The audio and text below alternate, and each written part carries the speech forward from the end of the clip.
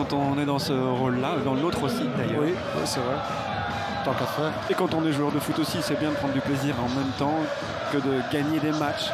Pas pour longtemps, hein. Ballon gagné par... C'est super ça de Zekiri pour Ayensa qui n'est pas hors jeu. Balle de but. Oui, et but pour le Standard qui va exploiter la moindre brèche dans cette défense fragile de Westerlo. C'est 0.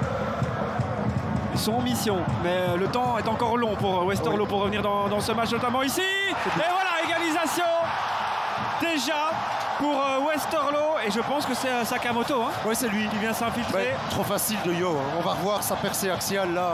Au moment où on était en train d'en discuter, je me dis. Et toujours Aspolat pour les donner. Toujours fouetté, tendu. Il y va, mais il relâche le ballon. Et le but. Non. Incroyable.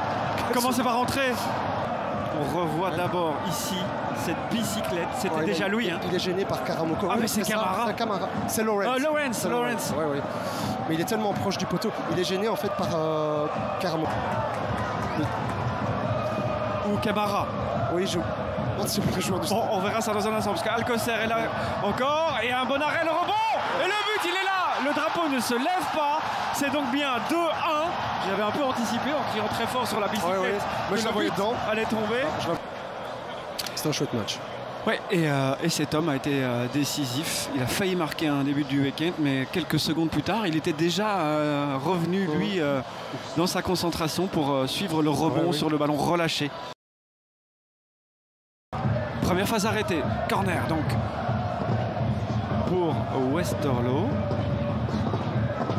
Bien donné ça, c'est très bien donné. Et c'est but. Je pense qu'il ne s'attendait pas à ce que le ballon lui rebondisse dessus. Chance totale. Mais c'est le capitaine Douchan Aspolat qui fait le break d'entrée. Il y avait hors-jeu. On laisse l'avantage, bien arbitré de Perput.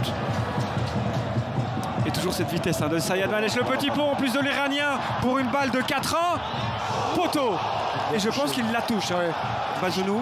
Touche la main droite par l'arbitre. La technique en mouvement de Sayed Manesh. Là ici, en passant entre les deux, effectivement, souvent le cas. Bon, après dire que c'est pas le plus rapide en effet, mais la touche, oui.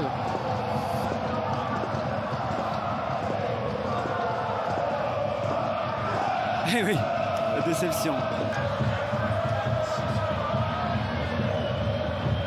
Sakamoto qui cherche Frigan et qui va trouver Alcocer. Ça. Et là le rebond, Frigan, balle de match. Balle de match. Oui. Et toujours pas. C'est logique, on la revoit ici, Frigan en 2 temps. Là, c'est vraiment subtil. Malgré tout, on l'a dit, comme Westerlo ne se renie pas complètement en essayant de produire encore un peu de jeu, plus prudemment certes, mais quand même assez loin de son but. Il y a de l'espace pour ce profil-là, pour Otonji. Il est grand, effectivement, mais en effet, les espaces, il sait les prendre. Il a logique, Frigan. Et devoir accompli pour Frigan, vraiment.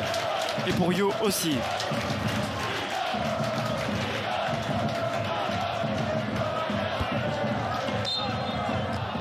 Bien fait de Lawrence encore. Slimani qui gagne le duel et il n'y a pas hors-jeu sur la remise géniale de Salah Mayesh et Slimani qui marque comme chaque fois contre le Standard, avec tous ses clubs quasiment. Qui vient clôturer définitivement, s'il y en avait encore un peu le suspense dans ce Westerlo Standard. 4-1. Il y a un joueur encore au sol, ce qui permet à Yensa d'être complètement libre, c'est Sayed Manesh. Je pense qu'il est cuit tout simplement. Et là, il y a but pour le Standard. Otonji. Pas que c'est lié au fait que Sayed Manesh est resté au sol, mais voilà. Parce que c'est dans sa zone que... il n'a même pas attendu. Ce Perput qui a vu que ça prenait beaucoup trop de temps et donc il met fin à ce bon match de foot malgré tout. C'était sympa. Où Westerlo a montré que c'était une des équipes les plus chouettes à suivre tout simplement.